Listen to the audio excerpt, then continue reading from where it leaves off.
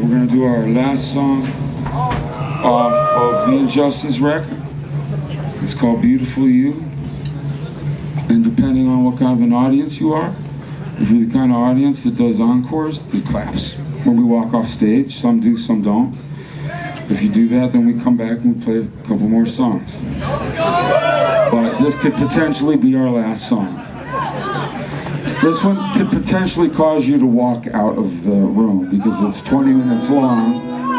Because it's 20 minutes long and I talk through the whole thing and you're going to get really bored and be like, fuck this. I'm getting the fuck out of here. But we're going to do this song and it's usually about 20 minutes and I talk through the whole thing. But then I wrote this other long piece on the airplane that I'm going to attempt to read at the end, which I'll probably fuck up horribly, but I feel like it's something I need to do. So we're going to try this one. It's called Beautiful You. And Justin wrote this beautiful piece of music, and I did the other part. Thank you guys. You've been a wonderful audience. You've been great. You've been great. And thank you to Moran and Pierre, and y'all are just super polite, and I just love how you just throw all your clothes on the stage as a coat rack. It's just really cool. You got your beers and drinks and hats and coats all over the front of the stage, and it's just awesome. And thank you so much, Duda, for the beautiful flowers. The beautiful flowers. Who's got something for Justin? Some little gift, somebody. There's something cool. You got something. She's waving her hand. I like gifts. What does she got? You're just waving your hand. Oh, whatever. He's got one for Justin. Oh, good. What do we got? From what? From Wales. Justin's from Wales. Wales. Give it up for Wales. What is it? Welsh flag.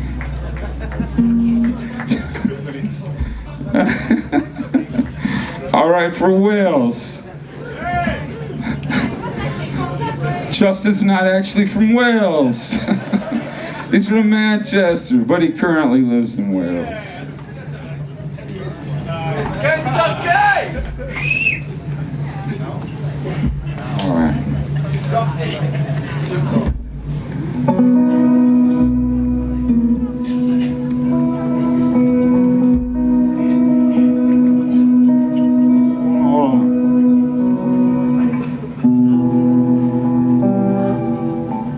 Quickly, hold on, quickly. How did you end up in Wales, Justin? How did you end up? My girlfriend is from Liverpool. And if you don't want to live in Liverpool... What you definitely don't want to live in. And you want to live near the beach, and you want to live cheap, North Wales. Whatever, man. Me and this guy got more music we're making. We're going to drop another album. It's going to blow everybody's fucking minds in 2017.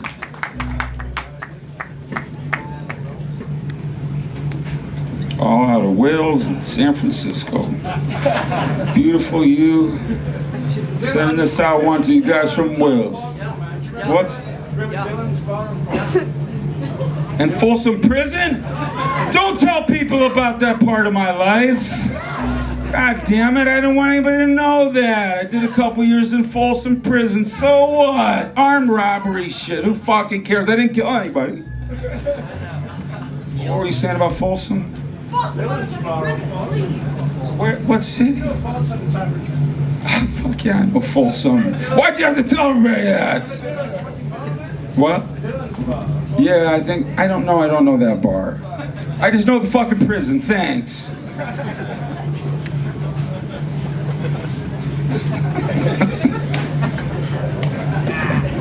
I didn't really go to prison in Folsom. You shot a man in Reno. Yeah. I did shoot a man in Reno.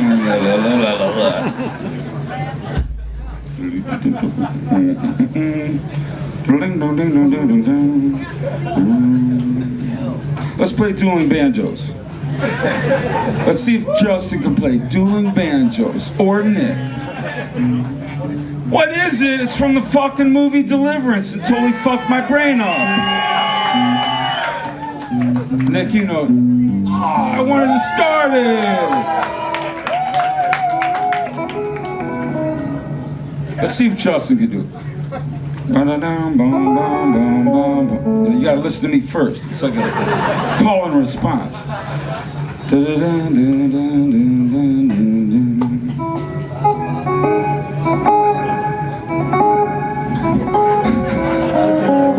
Not bad. Nick, it's a competition now.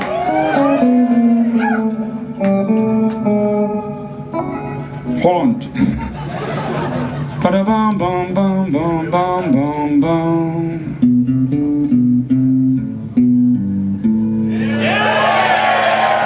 Ba-ba-bum. Ba-ba-bum, bum, bum, bum, bum, bum, bum.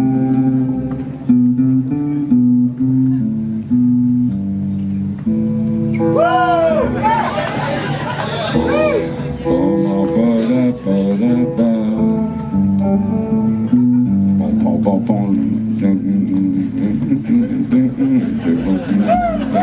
Folsom Prison, Folsom Prison, Folsom Prison, Prison, Folsom Prison.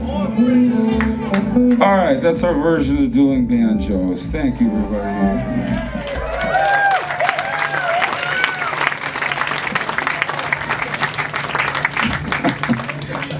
Oh, shit. I wish there wasn't just one more song left. This is the best part of touring, is being on stage. The rest of it sucks. Airplanes, taxis, airplanes, taxis, airplanes, taxis. It sucks. It's the only good part. All right, we're gonna play this song.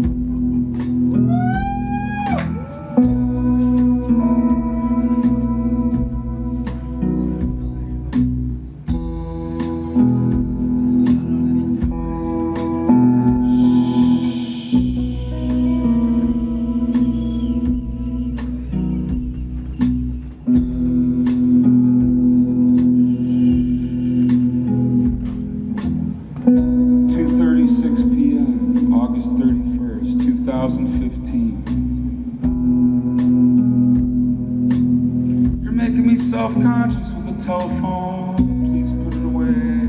I got a lot of words to remember, and the phone makes me self-conscious.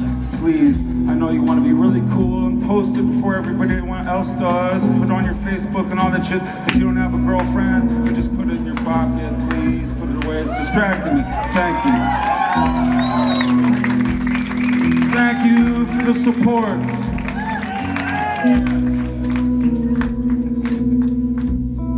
She caused them to speed the tempo up.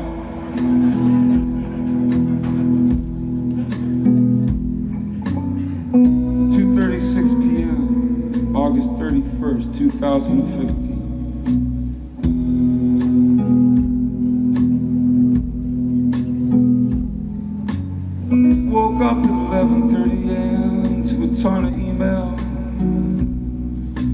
A friend from Ohio went to a funeral. Over the weekend, he's got another one to go to on Wednesday.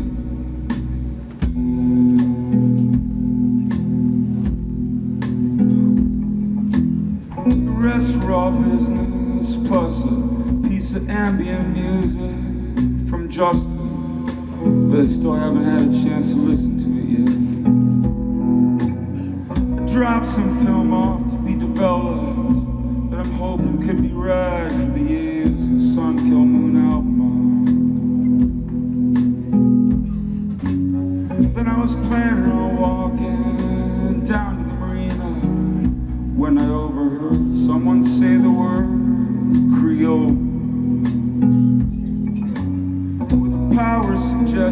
I walked the opposite way down Bow to Brenda's restaurant, where I had a bowl of gumbo. A girl working there saw the logo on my iced tea cup. She said, "Oh, I work there." I said, "Really? I never seen you there before."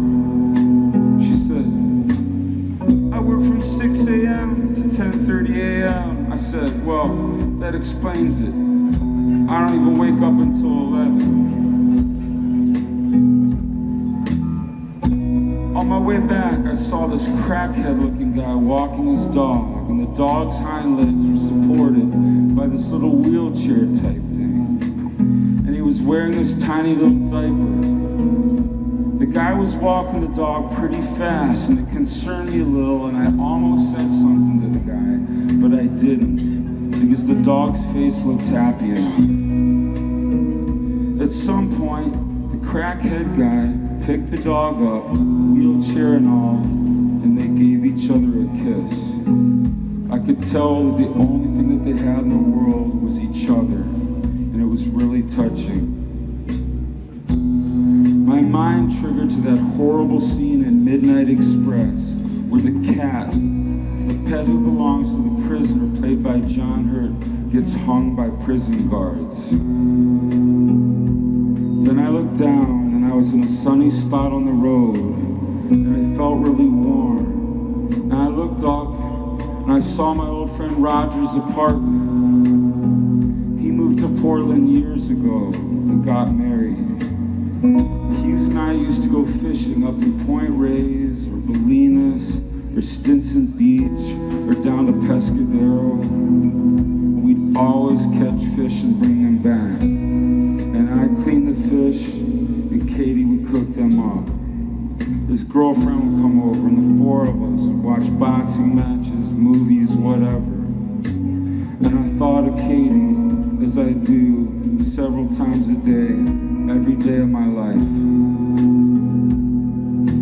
Then I went to a corner market and I bought some oranges and yogurt and water, and I came back to more emails, and I'm gonna listen to Justin's piece of music soon. Then I'm gonna restring my nylon string guitar, read a chapter of John Conley's book, and see Caroline tonight for dinner.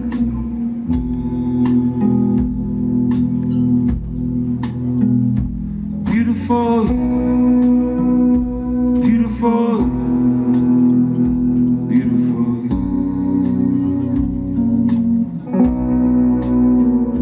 Beautiful, beautiful.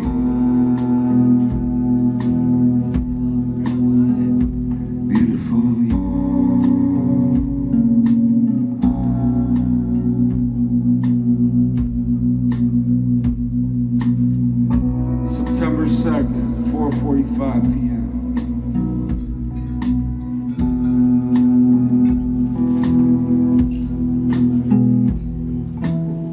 In my green chair, listening to the kids on the playground. I had the most beautiful day yesterday with Caroline. We went for a walk through the marina, Fisherman's Wharf, and for the very first time in 28 years of living in San Francisco, I swam in the San Francisco Bay. The water is always too cold, and the thought of swimming in it has never crossed my mind. But I saw 3 people out there in bathing suits, not wetsuits like you see all the time, and it was a really rare sight. So I walked through the sanded aquatic park and I touched the water. It felt almost lukewarm and I couldn't believe it. I said, fuck it. I stripped down to my underwear and I started walking out into the water. Like that guy at the end of Coming Home, you know? At the end, Bruce Dern's character. Caroline was smiling really big and she said, "You're really going out there?" When I got about knee deep into the water, it wasn't as warm as I thought. I kept inching my way out there a little bit at a time, a tiny bit at a time, because water was so cold. I kept inching my way out. It finally this wave just came up and hit me right in the balls. Once your balls are freezing, that's all that fucking matters. The rest of your body can handle that same amount of cold. You know what I'm talking about. So I dove in and went out to where my feet couldn't touch the bottom. I swam around a little and I came back, sat in the sun, looking out at the boats with Caroline, and I warmed up sitting next to her. I shook as much sand as I could out of my clothes and got dressed. It felt so refreshing to go out in that water. We came back to my apartment, and it was so nice taking my clothes off and seeing the sand fall off onto my hardwood floors. A nice souvenir from the beautiful day.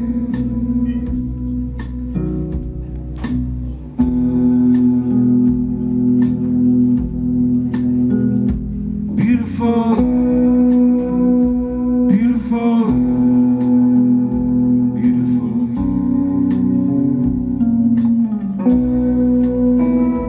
Beautiful, beautiful,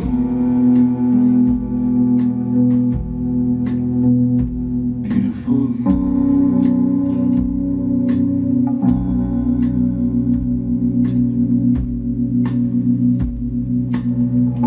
Caroline cooked dinner and I flipped through the new movies on demand. And I stumbled upon the Stanford Prison Experiment. I saw that my old cast member, Billy Crudup, was in it. I hadn't seen him anything in so long, so we watched it. I gotta say, it was definitely one of his best. But Caroline and I were both very tense as we watched it. The guy playing the cool hand Luke style prison guard was enjoying himself a little bit too much.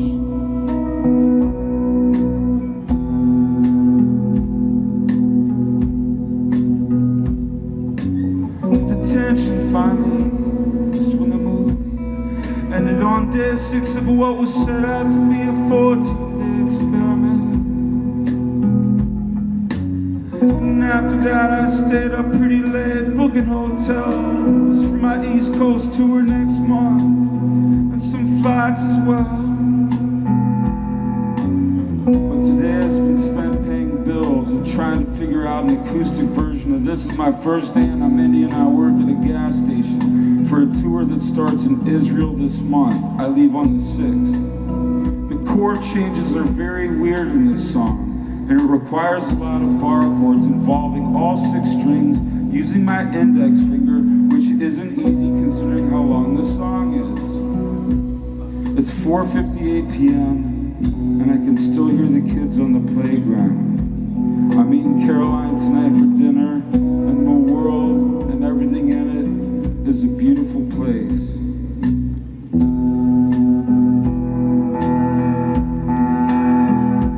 Beautiful, beautiful, beautiful.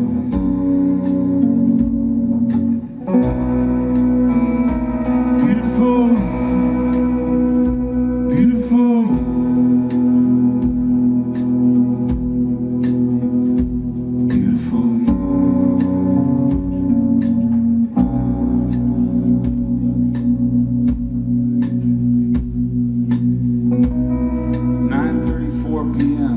September 2nd.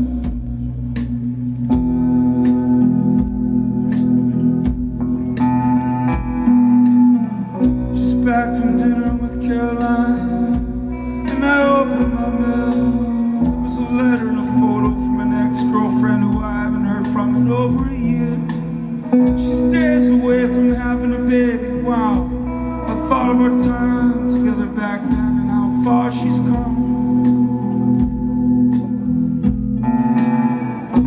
She kept her desk very close to where I'm sitting now. She did her homework and was studying to be a child psychologist. And I remember the summer when her mother passed.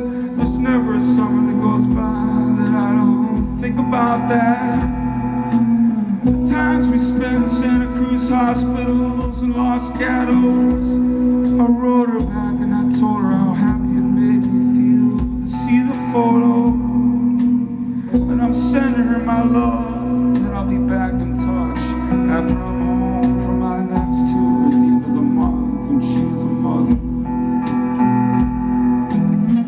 Caroline wants to watch Cool Hand Luke tonight because I mentioned how the guard in the Stanford prison experiment was using the same southern accent and lines that were used by the guard in Cool Hand Luke, starring Paul Newman. She's never seen it, and I haven't seen it in probably 2 decades.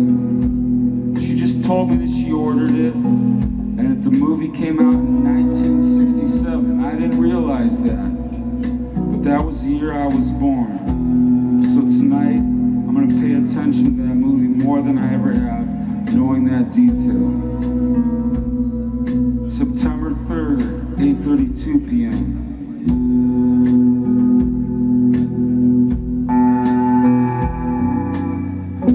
Back from Mexican food with Caroline. Today was a lot of errands and a walk through the marina. I picked up the photos for the Jesu son Kil Moon album. Bumped into my friend Melody on the street, whose coffee shop has recently been closed, and we talked for a while on the corner, right in front of the market where I've been buying groceries for over a quarter of a century. It's all boarded up with plywood now. We talked about our many friends who've left the city due to the new developments. And at the end of the conversation, she said, "Mark, whatever you do, please don't leave San Francisco." I said, "I'm not going anywhere." I got back to my apartment, and I finally had a chance to listen to this ambient piece of music that Justin sent, and it's beautiful. And I'm gonna add vocals to it on Saturday, the day before I leave for Israel. I just went over the chords to "This Is My First Day and I'm Indian Again," and it's still tricky, but I'm getting it. An old Sun Kil Moon song called "You Are My Son" is gonna play on a TV show tonight called Mistresses, and Caroline wants to watch it. She's in bed, the cat's on her lap, and she just told me that it's gonna be on in a minute.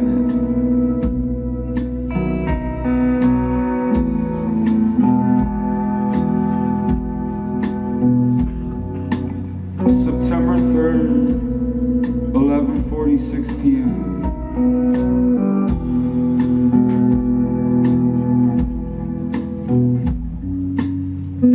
Watched the TV show Mistresses, and the song played early, and after it was over, we changed it to Deadline Thursday Murder Mystery, hosted by Keith Morrison on Channel 3.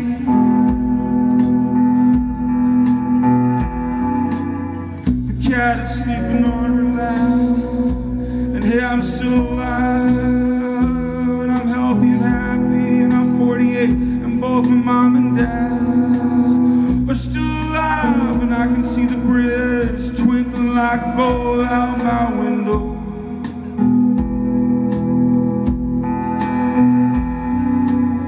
And I look up in Jimmy Fallon's face.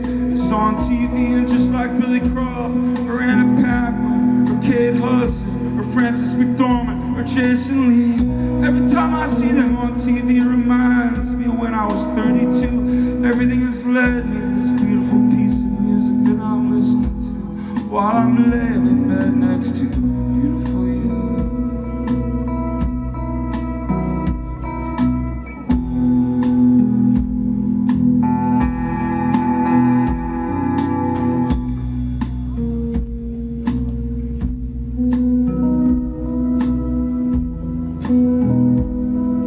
February 22nd, 2016, 6 a.m., room 708, Ibis Hotel, Paris. I just woke up to pee. I've been sleeping on and off since arriving in Paris from Stockholm at midnight. Justin, play a little guitar. I feel self-conscious all of a sudden. Back in November, on November 13th, I was on my girlfriend's couch and I saw the news of the terrorist attacks.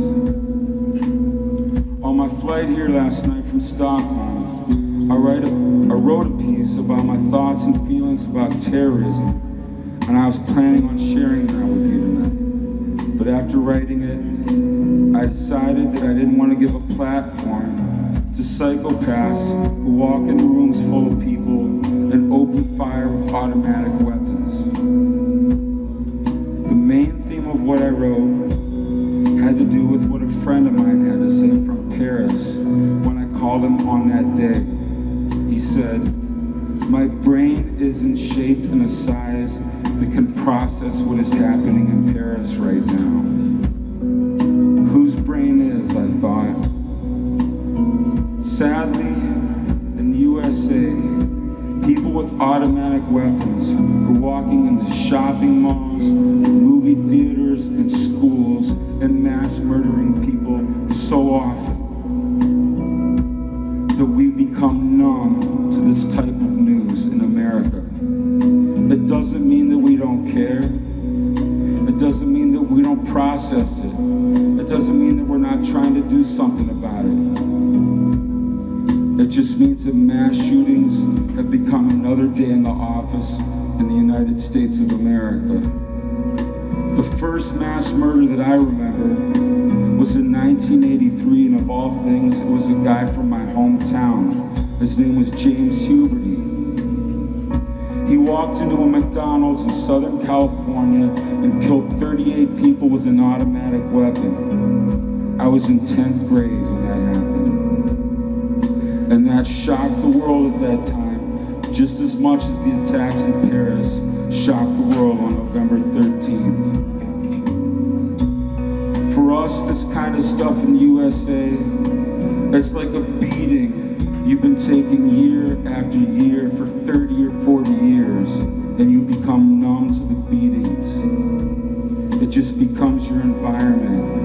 You hear about it on the news, you pause for a bit, and then you go on with your day.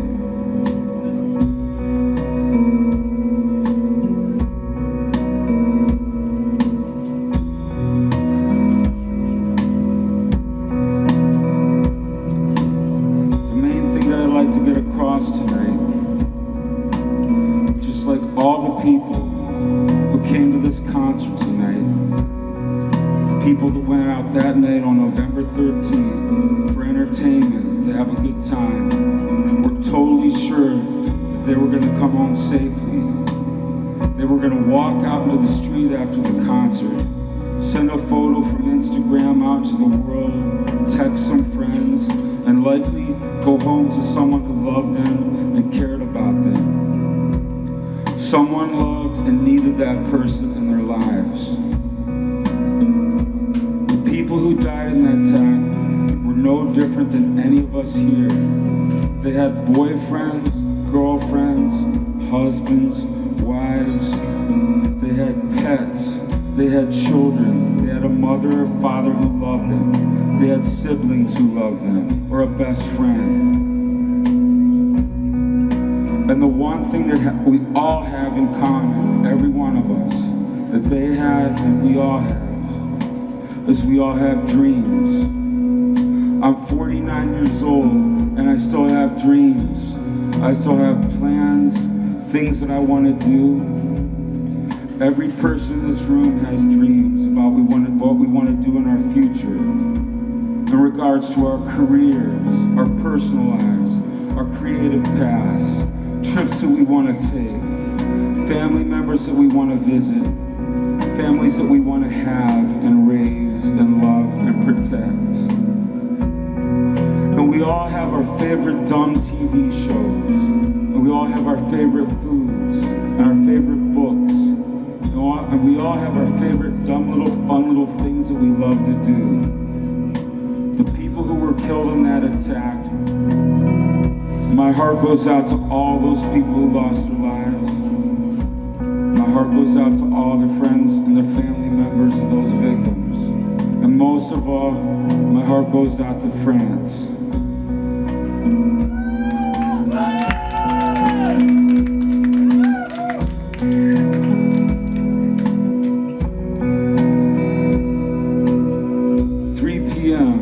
Room 708, Ibis Hotel, Paris, 2/22/2016.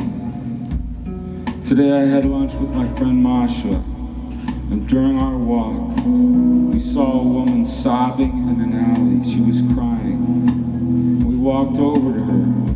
We asked her what was wrong, and the woman explained in French that she was heartbroken.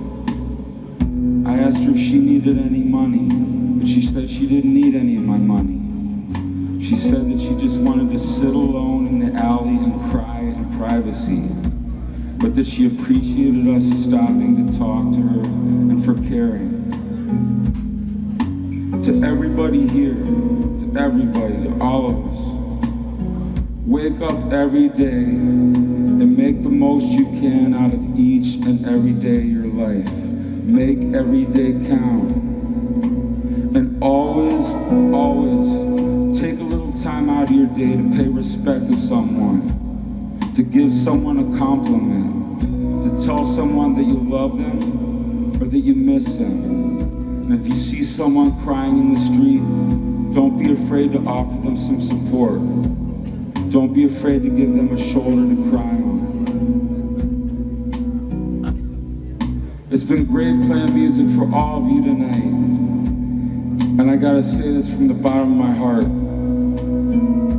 It's a dream come true for me to be sharing the stage with all three of these guys tonight. From the bottom of my heart. Steve Shelley, Justin Roberts, Nick Zuba. Thank you guys.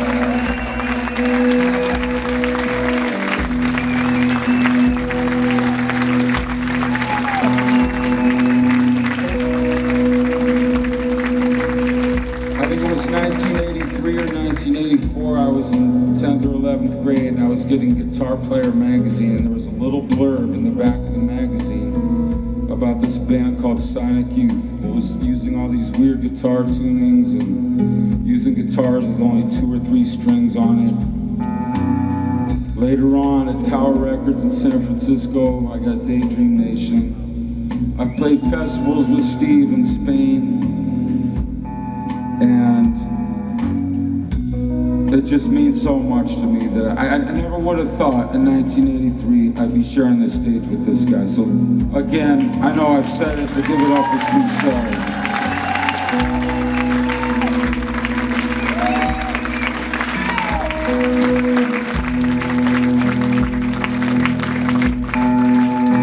Marin and Pierre, they're the promoters. They've been my promoters in France for a while. They always do a great job. They take care of me. So I want to thank Marin and Pierre. Masha, thank you for coming out tonight.